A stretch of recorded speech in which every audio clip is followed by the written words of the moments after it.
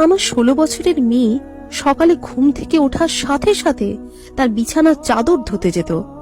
তারপর সে নিজেই স্নান করে কাপড়টা লুকিয়ে রাখত। আমার মেয়ে এবং ছেলে একই ঘরে ঘুমাতো।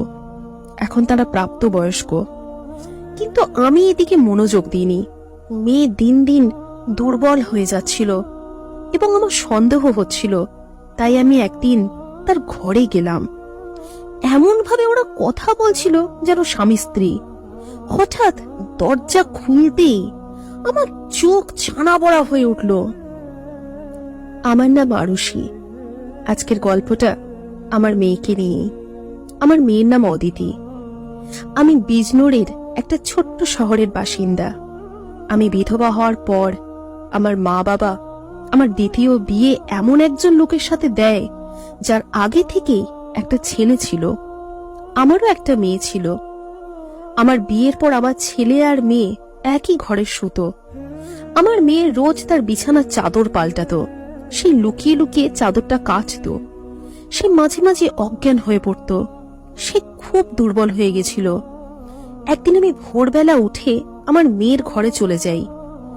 সেখানে গিয়ে আমি যে দৃশ্যটা দেখি, সেটা দেখে আমার লজ্জায় মরে যেতে ইচ্ছে করছিল। ভগবানের কাছে শুধু এটাই প্রার্থনা করি, তিনি যেন কোনো মাকে কখনোই এমন দৃশ্য না দেখায়। ঘরে আমার ছেলে আর মেয়ে। আমার বিয়ের 2 বছর পরে আমি বিধবা হয়েছিলাম।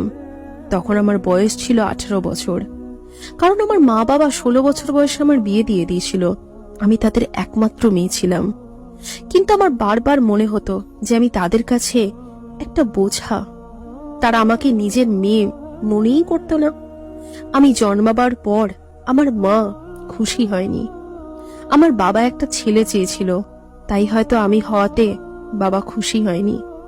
বাবা সব সময় আমার থেকে দূরে থাকতো। বাবা আমাকে নিজের সন্তানের মতো ভালোই বাঁচতে পারেনি। উনি আমাকে দেখলেই রেগে যেতেন। আমাদের পরিবারে দ্বিতীয় বিয়ে করার নিয়ম ছিল না, তাই বাবা আর বিয়ে করতে পারেনি। সেই কারণে বাবার আমার উপর খুব রাগ ছিল। তাই বাবা তাড়াতাড়ি আমার বিয়ে দিয়ে দিয়েছিল। আমার স্বামী একটা সরকারি স্কুলে পড়াতেন।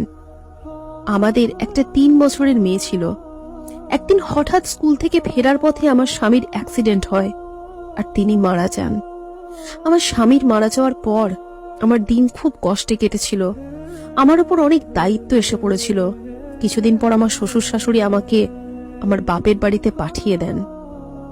আমি তাদের উপর একটা বোঝা হয়ে উঠছিলাম। তারা তার ছেলের মৃত্যুর জন্য আমাকেই দায়ী করতেন। তারা এমন করতেন যেন আমি তাদের ছেলেকে মেরে ফেলেছি। আমিও চুপচাপ আমার মা বাবার বাড়িতে চলে আসি।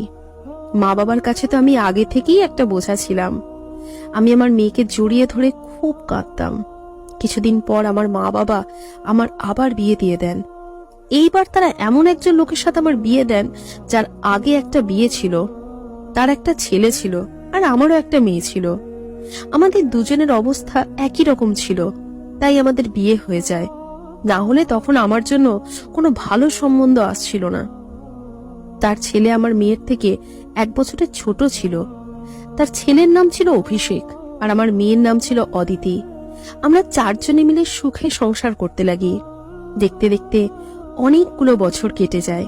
এখন আমার মেয়ের বয়স 16 আর অভিষেকের বয়স 15। এখন অভিষেকের বাবা পৃথিবী ছেড়ে চলে গেছে। উনি অনেকদিন ধরে রোগে ভুগছিলেন। ওনার অনেক রকমের অসুখ ছিল। উনি চলে যাবার পর বাড়িটা খুব ফাঁকা হয়ে গেছিল। আমাদের নিজের বাড়ি ছিল, তাই ভাড়া দেবার চিন্তা ছিল না। আমাদের বাড়িতে একটা ছোট্ট দোকান ছিল। একদিন আমি ঘুমোচ্ছিলাম। হঠাৎ আমি একটা আওয়াজ শুনতে পাই, যেটা শুনে আমার ঘুম ভেঙে যায়। আমি বুঝতে পারি যে আওয়াজটা অভিষেকের ঘর থেকে আসছিল। আমি দৌড়ে অভিষেকের ঘরে গিয়ে পৌঁছই। সেখানে গিয়ে দেখি অভিষেকের ঘরের ছাদটা ভেঙে গেছে। আমার ভয় হয় যে অভিষেক ছাদের নিচে চাপা পড়ে যায়নি তো। আমি একটু কাছে গিয়ে দেখলাম যে অভিষেক সেখানে নেই।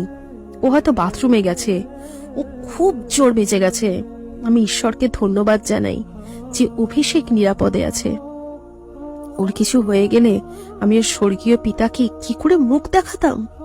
কিন্তু আমাদের কাছে এখন অত টাকা নেই যে আমরা অভিষেকের ঘরটা মেরামত করতে পারবো। আমি ঘরটা যেমন আছে সেরকম ভাবেই রেখে দিলাম। আমি গিয়ে রান্নাঘরে আমার বিছানা করলাম আর আমার ছেলে মেয়েদের ঘরে শুতে বললাম, কারণ বাইরে খুব ঠান্ডা ছিল। আমার ঘরে একটাই বিছানা, সেখানে দুজন খুব কষ্টে শুতে পারত। আমার ছেলে আর মেয়ে দুজনকে এখন একই ঘরে শুতে হতো। একদিন সকালে অভিষেক তাড়াতাড়ি উঠে জল খাবার খেতে চলে আসে, কিন্তু অদিতি তখনও ঘুমোচ্ছিল।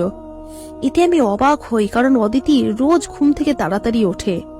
আজও এত বেলা অবধি ঘুমাচ্ছে কেন? আমি অদিতিকে ডাকি, কিন্তু তার কোনো সাড়া পাওয়া যায় না। তারপর আমি তার ঘরে গিয়ে দেখি সে অজ্ঞান হয়ে পড়ে আছে। এটা দেখে আমি খুব ঘাবড়ে যাই। আমি অভিষেককে বলি তাড়াতাড়ি একটা ডাক্তার ডেকে আনতে। ডাক্তার এসে বলে যে অদিতি খুব দুর্বল, ও শরীরে রক্ত কমে গেছে, তাকে দিয়ে কোনো ভারী কাজ করানো ঠিক হবে না, তাকে এখন আরাম করতে দেওয়া উচিত। ভালো করে খাওয়া দাওয়া করলেও ঠিক হয়ে যাবে। অদিতির যখন জ্ঞান ফেরে তখন আমি ওকে জিজ্ঞেস করি, তোর কি হয়েছে? অদিতি বলে, জানি না কি হয়েছে, আমি বসেছিলাম, হঠাৎ আমার মাথাটা ঘুরে গেল। আমি বলি, তুই বিশ্রাম নে, আমি তোর জন্য কিছু খাবার নিয়ে আসছি। এই বলে আমি রান্নাঘরে চলে যাই। যখন আমি খাবার নিয়ে তার ঘরে আসি তখন দেখি অদিতি বিছানায় নেই, আর বিছানার চাদরটাও নেই। আমি ঘরের বাইরে গিয়ে দেখি অদিতি সেই চাদরটা কাচ্ছে। আমি ওকে বলি, তুই এখন চাদর কাচ্ছিস কেন? ডাক্তার তোকে আরাম করতে বলেছে, এক্ষুনি ওঠ ওখান থেকে আর নিজের ঘরে যা, গিয়ে কিছু খেয়ে নে। অদিতি বলে, না মা, এই চাদরটা কাচার দরকার, তুমি তো জানো আমাদের বাড়ি